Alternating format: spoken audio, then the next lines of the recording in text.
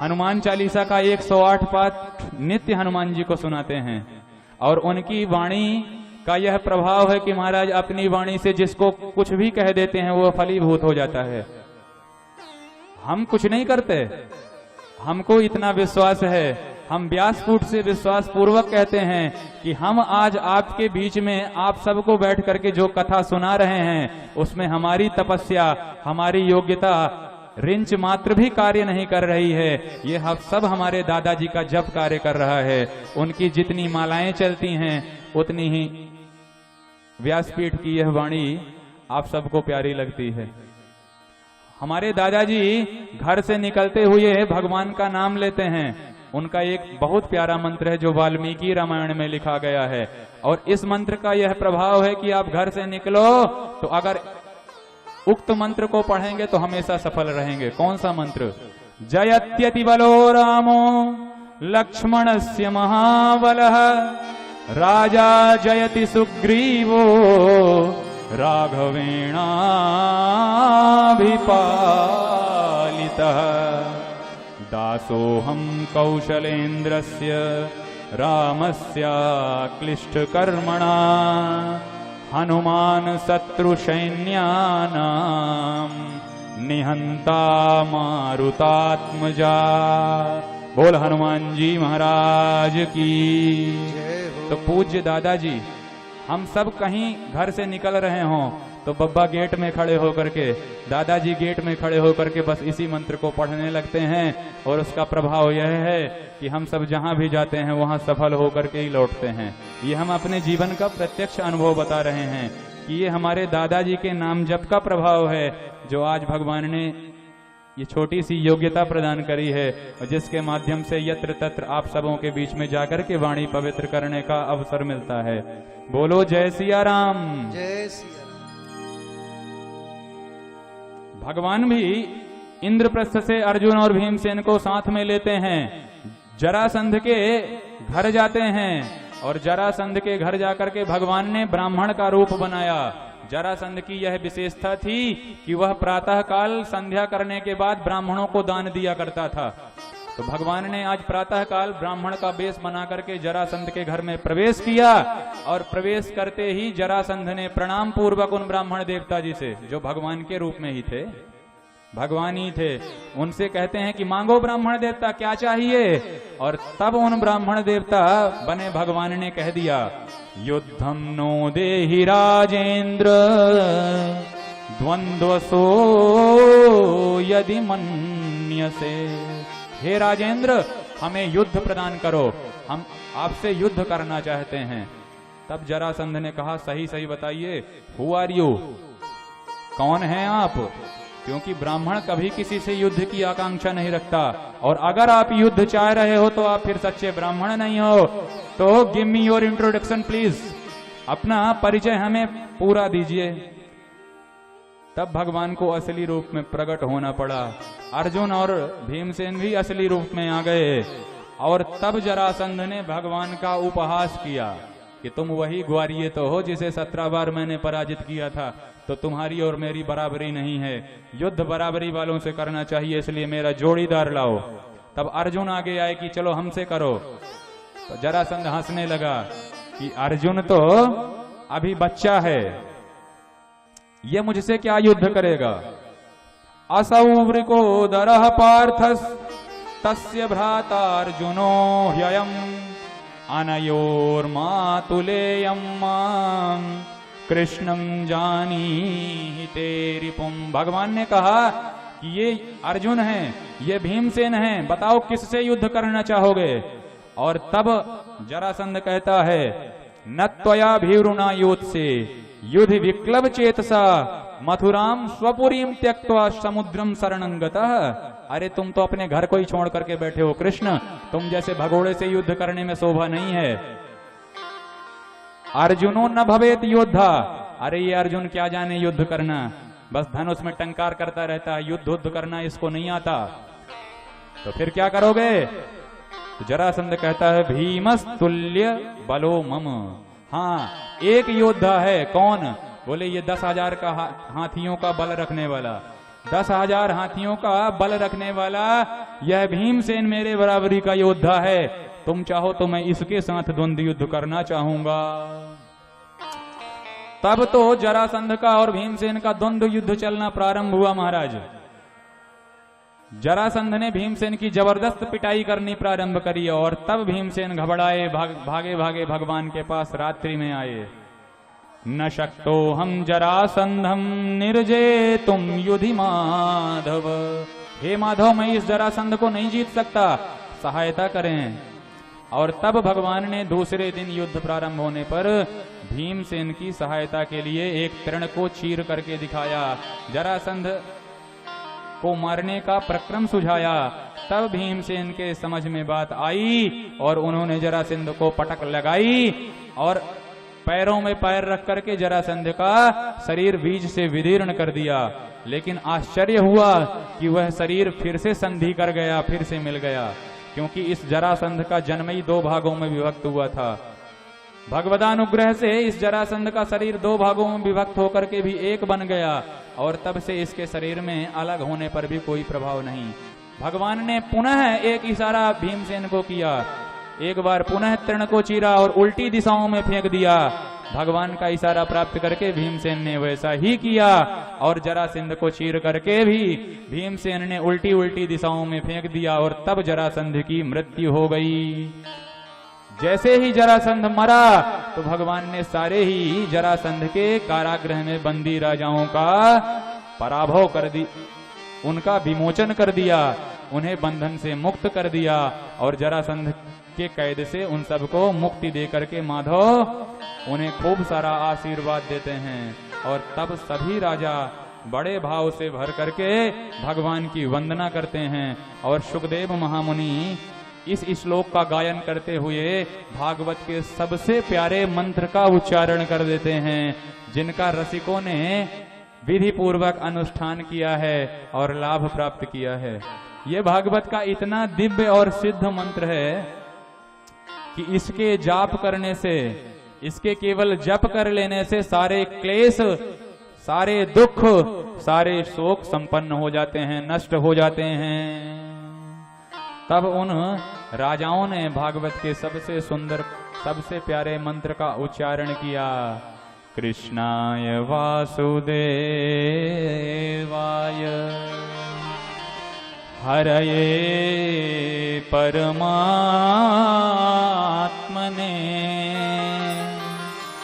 प्रणतः क्लेशनाशाय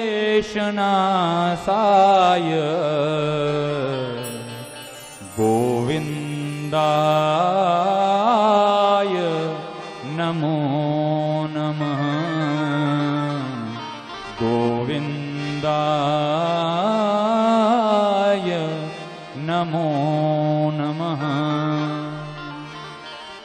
हे कृष्णाय, कृष्णाय नंदनंदनाय वासुदेवाय च, वसुदेव नंदन वासुदेवाय हरये, हे हरि, आप हरि हैं। हरि क्यों कहा जी?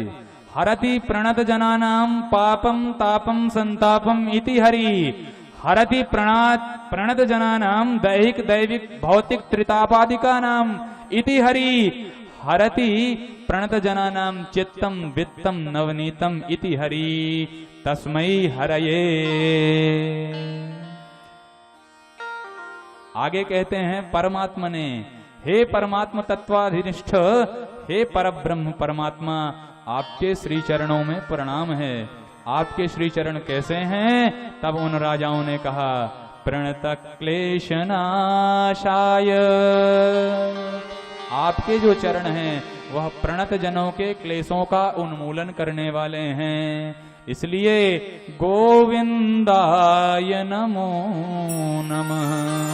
इसलिए हे हरि, आपके श्री चरणों में सादर प्रणाम है। नमस्ते देव देवेश प्रपन्नार्ति हराव्यय, प्रपन्नान् पाहि नः कृष्ण निर्विण्णान् घोर संसारात्। श्रिते नह अस्माकं पाहि। हे प्रभु आज हमारी आप रक्षा करें। हे देव देवेश, हे देवाधिदेव भगवान आपको नमस्कार है। हे प्रपन्नार्ति हर, अपने प्रपन्नों के अपने शरणागतों की आरती माने दुख का हरण करने वाले हे हरि आपको बारंबार प्रणाम है। और इस प्रकार से उन राजाओं ने भगवान की वंदना की। भगवान भीमसेन और अर्जुन को लेकर के लौट करके इंद्रप्रस्थ आते हैं, जहां सर्वसम्मति से राजसूय यज्ञ में भगवान का प्रथम पूजन करना स्वीकार किया जाता है। शिशुपाल ने उठ कर करके गाली देनी प्रारंभ करी भगवान को, तो भगवान के समर्थक पांडव खड़े हुए।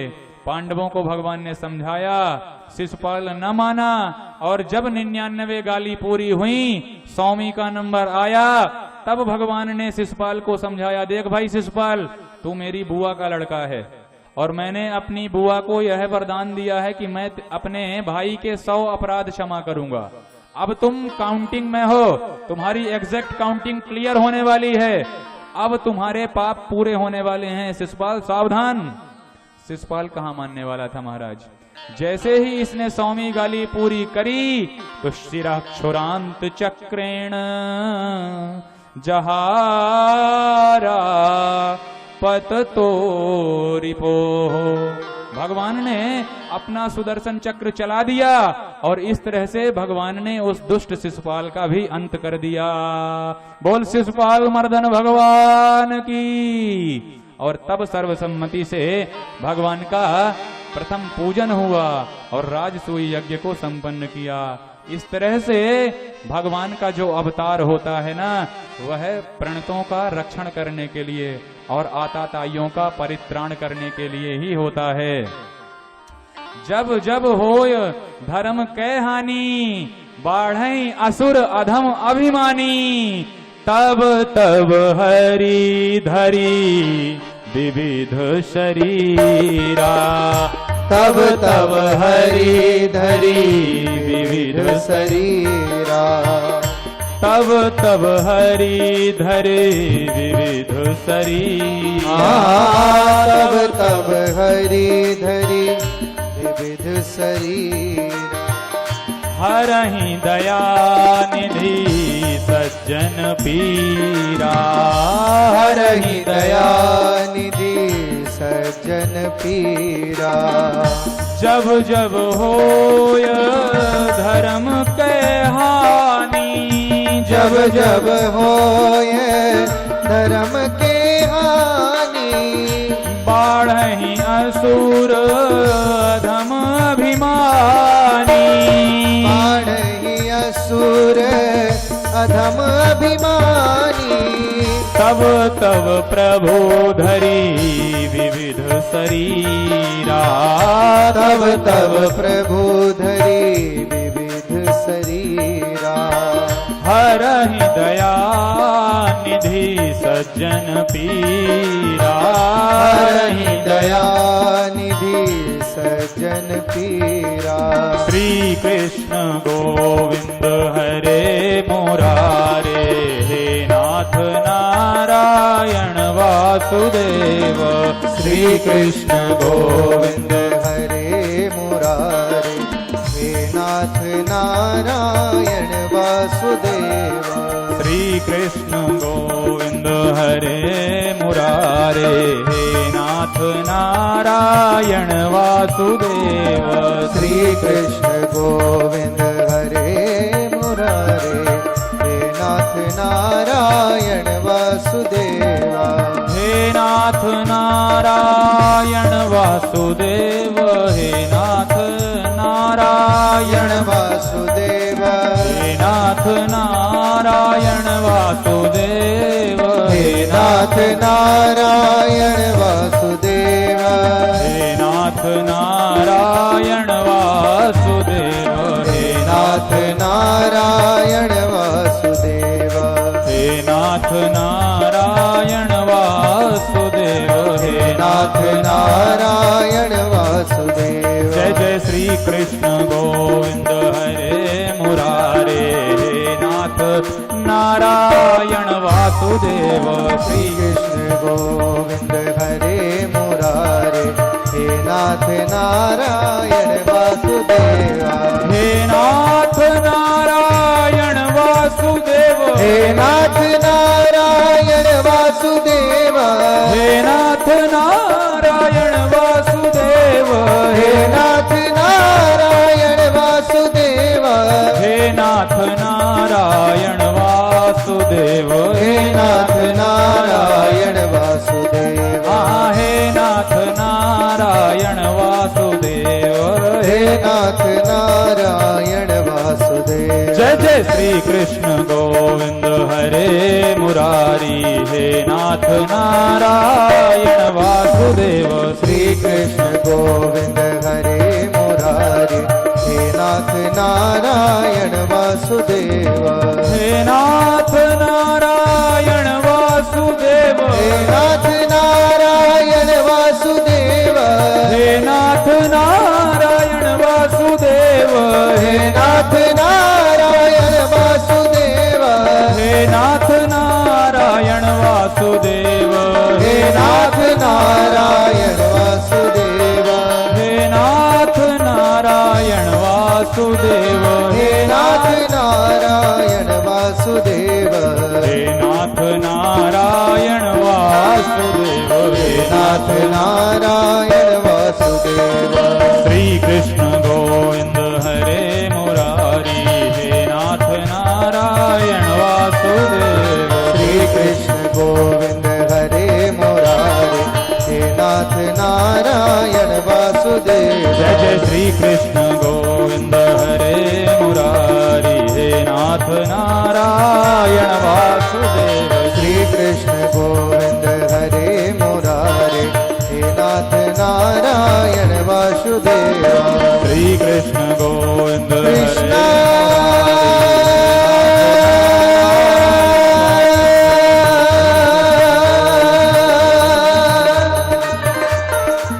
कृष्ण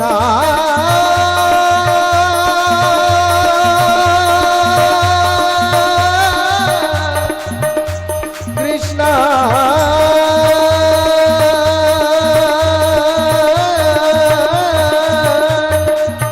कृष्ण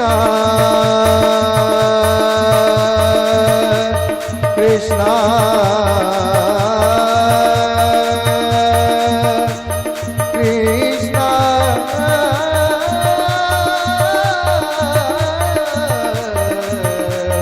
कृष्ण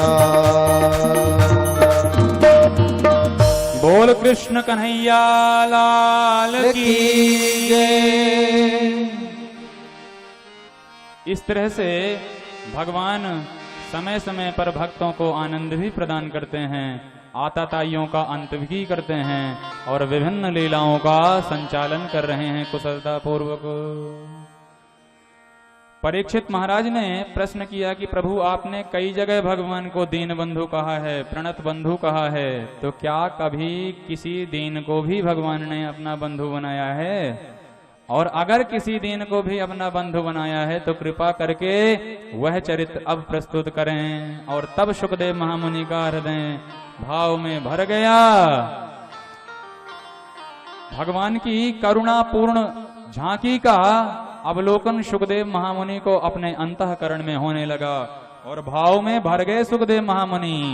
वासुदेवे भगवती निमग्न हृदयो ब्रवीत। भगवान की करुणा पूर्णता का, करुणा मय झांकी का दर्शन सुखदेव महामुनि को अंतःकरण में होने लगा। और सुदामा जी के श्री चरित्र में, सुदामा जी के श्री गुणानुवादों में सुखदेव महामुनि ने अपना चित्त समाहित कर दिया।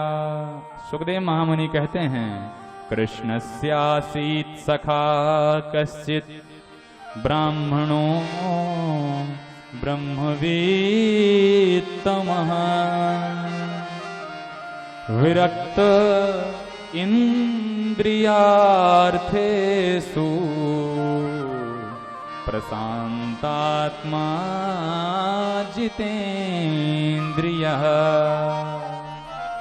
विरक्त इंद्रियार्थेषु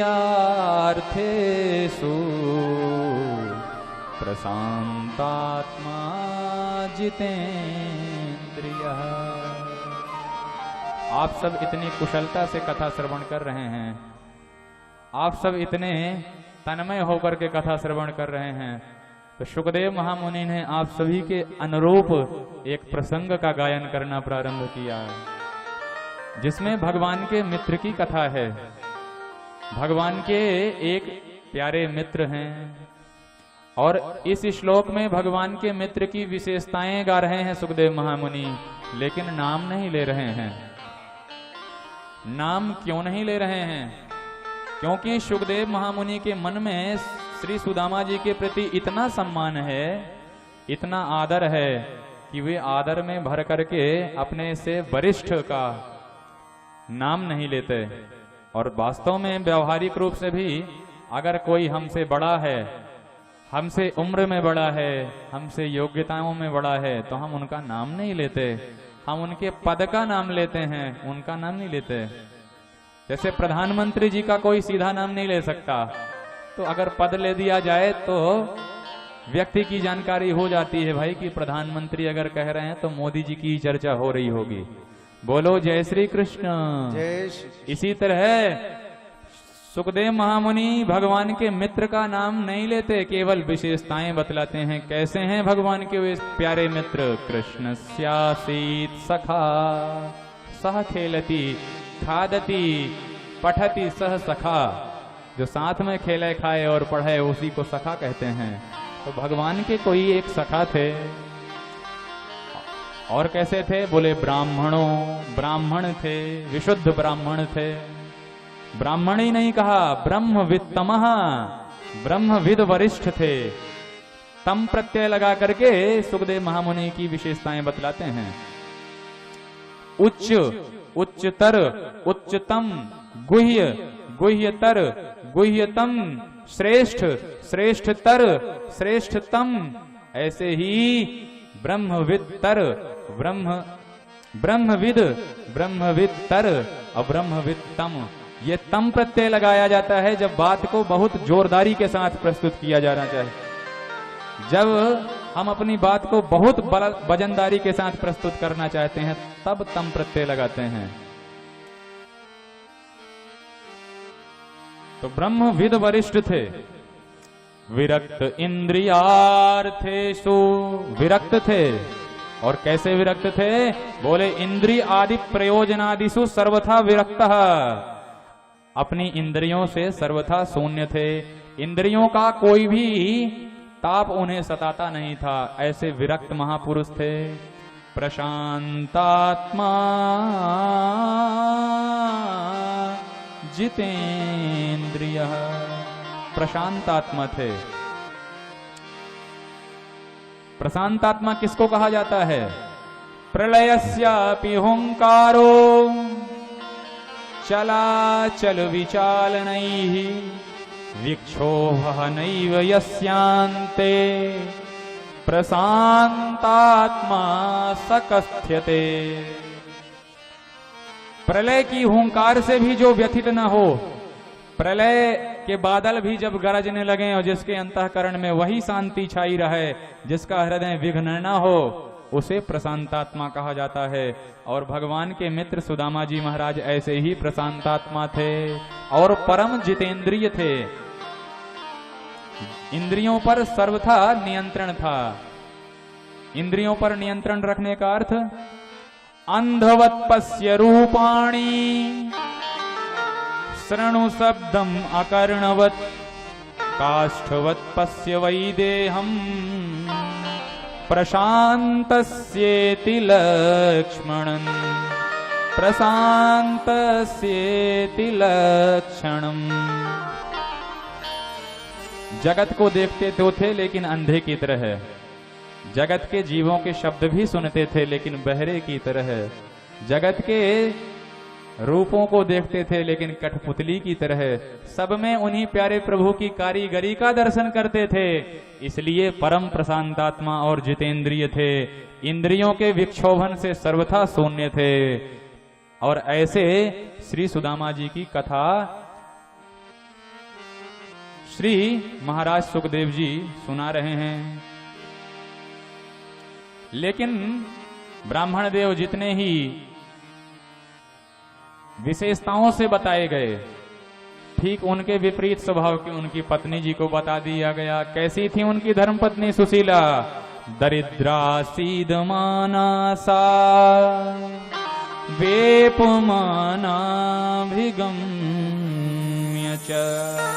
सुदामा जी की पत्नी को दरिद्रा कह दिए। क्यों जी? जब पंडित जी के लिए इतने सारे संबोधन किए तो पंडितानी को दरिद्रा कहने की क्या जरूरत थी? अरे अगर पंडित जी डॉक्टर हैं, अगर श्रीमान जी डॉक्टर हैं तो देवी जी को अपने आप डॉक्टर नहीं कहने लगते हैं लोग बाग। अगर श्रीमान जी मास्टर हैं तो देवी जी अपने आप मास्टर नहीं कहलाने लगती हैं। और अगर श्रीमान जी डाकिया निकल गए तब बोलो जय श्री कृष्ण। तो पति देव की विशेषताओं से देवी जी की भी विशेषताएं बन जाती हैं। लेकिन सुदामा जी को तो परम विरक्त बतलाते हैं सुखदेव महामुनि, और उनकी पत्नी को दरिद्रा कह दिया। तो सुखदेव महामुनि की नजर में वह दरिद्र नहीं है जिसके पास धन नहीं है, उसे दरिद्र नहीं कहा जाता। तो कोवा दरिद्रो ही विशाल तृष्णा, जिसके अंतःकरण में खूब सारी तृष्णाएं व्याप्त हैं, जिसके अंतःकरण में चाहतों का भंडार सूचा पड़ा है, उसे दरिद्र कहा जाता है तो कुछ नहीं चाहता, बहुत कुछ है, और भगवान ने जो जितना दिया है उसमें जिसे संतोष ना हो उसे दरिद्र कहते हैं। और श्रीमांशको यस्तु समस्त तोषः, जिसके अंतःकरण में संतोष आ गया तो संतोषम परमम धनम, संतोषम परमम सुखम च। संतोष रूपी धन जिसके अंतःकरण में आ गया तो यस्तु समस्त तोषः स श्रीमान, जिसके अंतःकरण में सारे संतोष आ गए तो वही तो सबसे बड़ा श्रीमान है सुखदेव महामुनि की दृष्टि में। दरिद्रा अपने घर के गरीबी से परेशान थी, इसलिए उनका नाम उनको दरिद्रा कहा गया। एक दिन किन्हीं पंडित जी के माध्यम से सुखदेव महामुनि का असली परिचय सुशीला को मिल गया कि देवी जी आपके पति हैं ना, द्वारिकानाथ के मित्र हैं, आप दरिद्र क्यों हो? आप इतनी निर्धन क्यों हो? जबकि आपके स्वामी जी तो अखंड भूमंडल के सम्राट द्वारिकानाथ के सगे मित्र हैं, और ऐसी विशेषताएं होने पर भी आप इतनी दरिद्र क्यों हैं? और तब जब सुशीला जी को यह बात पता चली तो एकांत में आकर के अपने पति देव से पूछते हैं, ननु ब्रह्मण भगवतः सखा साक्षात् श्रियः पतिः ब्रह्मण्यश्च शरण्यश्च भगवान सात्वतर सभा। हे प्रभु, क्या आप सचमुच में द्वारिकानाथ के मित्र हो? मैंने ऐसा श्रवण किया है कि द्वारिकाधीश आपके मित्र हैं। He is your friend. देवी जी से सुदामा जी ने कहा, आपको किसने बताया यह बात? देवी जी ने कहा, जिसने भी बताया, पर क्या यह बात सही है? बिल्कुल सही बात है। हम और कृष्णचंद्र एक ही विद्यालय में एक ही गुरुजी के चेला बन करके पढ़ा करते थे, तो बात तो सच्ची है देवी। अब देखिए सुदामा जी की प्रशांतात्मता, देखिए कि वो अपने स्वरूप में कितने निष्ठ हैं। अरे एक छोटा सा विधायक, एक छोटा सा मंत्री, एक छोटे से पद में बैठने वाला सांसद अगर आके हाथ मिला ले, अगर आपके साथ उसकी फोटो खींच जाए तो महाराज फेसबुक और ट्विटर में छा जाते हैं। आप गजब कर देते हैं सोशल मीडिया में। भले ही धक्का लगते हुए ही उसका हाथ पकड़ लिया आपने, लेकिन आप यही लिखोगे टैगलाइन में कि विधायक जी के साथ देश की समृद्धि की चर्चा करते हुए, विधायक जी के साथ अपने क्षेत्र के विकास की चर्चा करते हुए।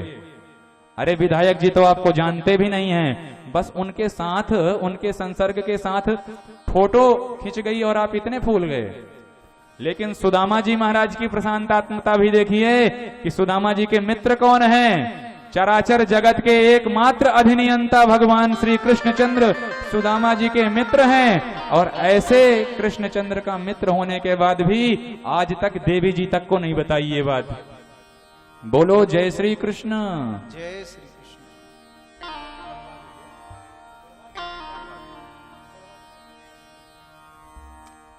सुदामा जी ने कहा, हाँ देवी, गुरुकुल में उसने हमसे मित्रता की थी, पर बताओ आज तुम उसके बारे में क्यों पूछ रही हो? तब सुशीला जी ने कहा, तमुपैहि महाभाग साधूनां च परायणं दास्यति द्रविणं भूरि सीदते ते कुटुम्बकम्।